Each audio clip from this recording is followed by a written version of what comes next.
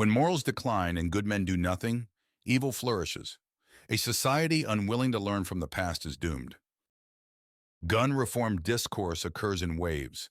A mass shooting happens, and for a week or so, mainstream media and social media users cry out for stricter gun laws.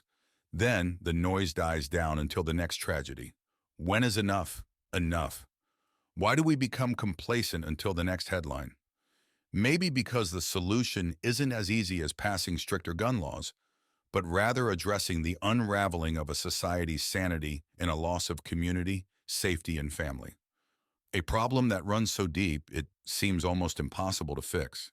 So the public accepts it for what it is.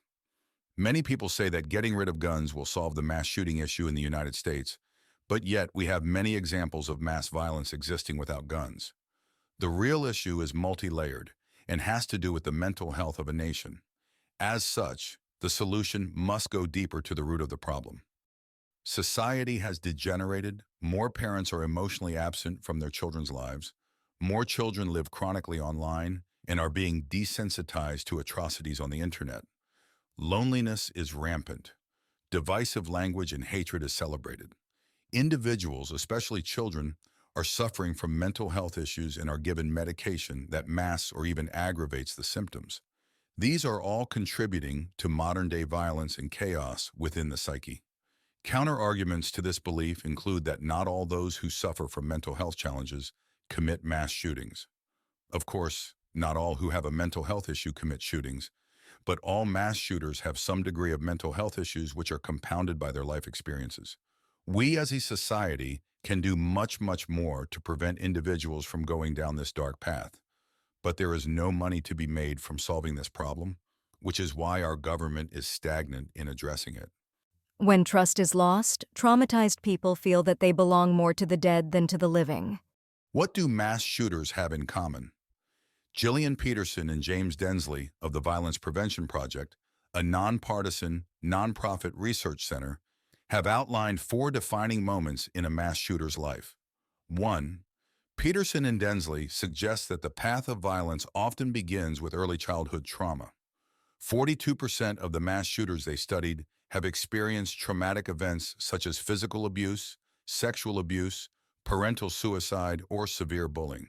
When this trauma is unaddressed, and often it is, it will contribute to a decline in the perpetrator's mental health and contribute to their rage, ultimately deconstructing their humanity. 2. The Violence Prevention Project found the second common step in a mass shooter's journey is a crisis. A life event such as losing a job or a breakup can trigger an individual. Events like these are hard enough on individuals with a normal upbringing and life. For people with no support system, these can lead to a free fall into madness, bringing about suicidal tendencies. Peterson and Densley report that about 72% of mass shooters were suicidal before or during committing their crime. 3.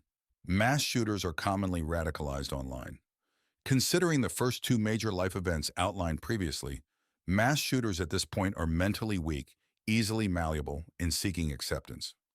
Lonely, depressed, and looking for a community, they can easily identify with radicalized groups online that celebrate violence and hatred. This is backed up by research suggesting that 44% of mass shooters in the past have leaked their plans on social media. These destructive attention-seeking behaviors can be a result of childhood trauma and mental illness, but it can also be argued that this is a last effort to call out for help. Either way, at this point, it is often too late to reverse what is to come. Years and years of trauma, abuse, loneliness, chronic social media addiction, and possible mental illness have compounded upon each other. We as a society should never let a person slip through our fingers to get to this point in their mental health. People often miss these warning signs, and if they do catch them, it is often too late. This person is already corrupted and is in a state that will require years, if not decades, of therapy to regain normalcy. Lastly, the 4th step is access to a firearm. People often become obsessed with the last part of the evolution of a mass shooter.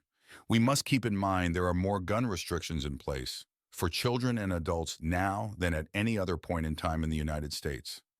Just take, for example, the prevalence of shooting clubs in high schools in the United States as opposed to now.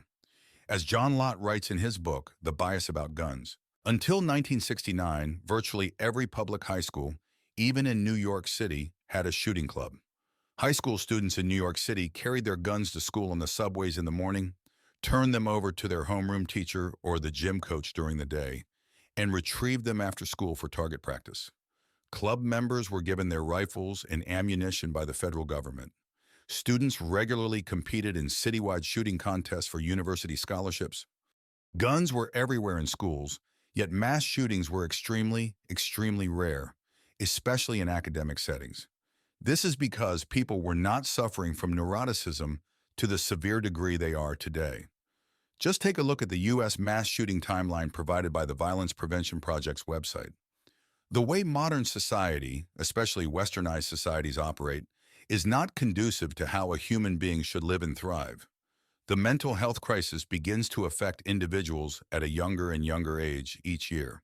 And our most vulnerable population, our children, are being mentally poisoned through online echo chambers and social media, political radicalization, the destruction of the nuclear family, and a lack of a moral foundation.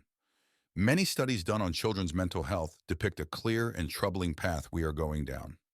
According to a 2016 University of Michigan study published in the Journal of the American Medical Association, Pediatrics, nearly 7.7 million children and teens in the country, about 1 in 7, have at least one treatable mental health disorder, including depression, anxiety, or ADHD.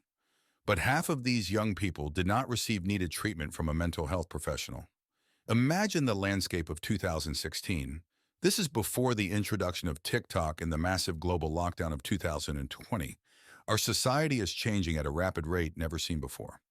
Think how these changes to our lives have even further exacerbated mental health issues.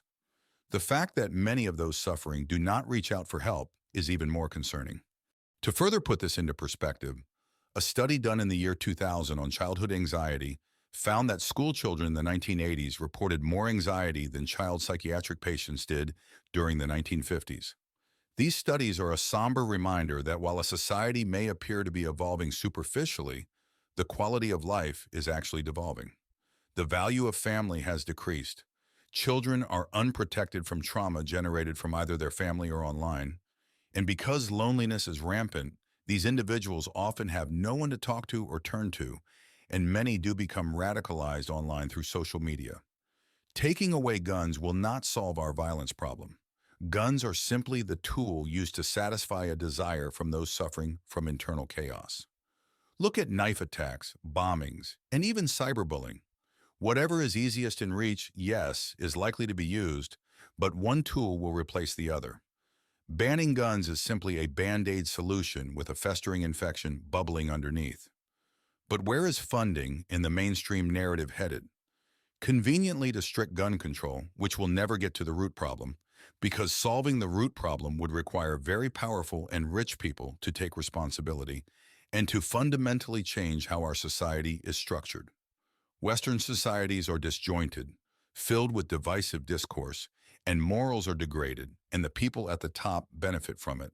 They are in no rush to make a positive difference in the lives of the everyday person. Keep in mind, this video isn't to excuse the despicable and unforgivable acts of a mass shooter, but rather bring to light what the real solution is. We must fix a sick society, and taking away guns is not the answer.